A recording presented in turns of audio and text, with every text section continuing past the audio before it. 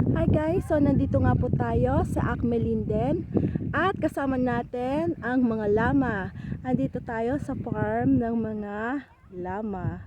So, parang siyang ayan. Pinapakain po siya para din siya mga goat. Ayan. Ayan ang lama dito sa Canada. So, nandito tayo sa Alberta. Ayan. It's 1 hour from Calgary. Ay, Airdrie nga po pala kami. So, 1 hour from Airdrie. Kasi 30 minutes kami from Calgary. So, ayan. Kasunod natin ang isang lama dito. Friendly. Nasan, gusto nila ng mga pagkain. Ang pagkain nila yung parang pagkain ng mga ibon. Ayan.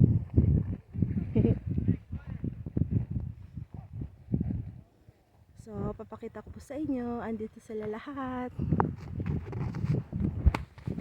Ayan. So, madami sila. Po. So, maraming lama dito, guys.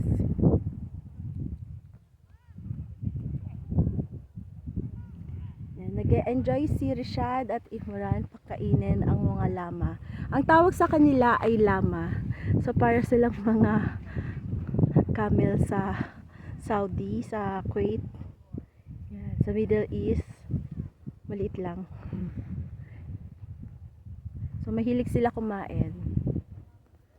So pagpasok po sa entrance, meron silang pamigay na parang mga seed para pakainin sila. Yan.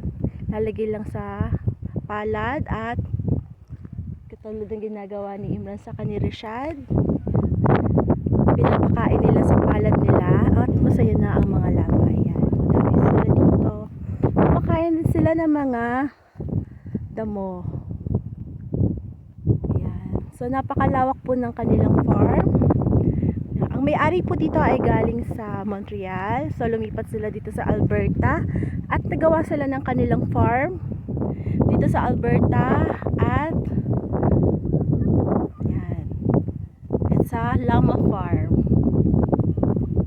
Ngayon lang din po ako nakakakita na ganitong klase. Yan. Parang ano, ayan, kayo na po ang humusga anong klase siya. Yan.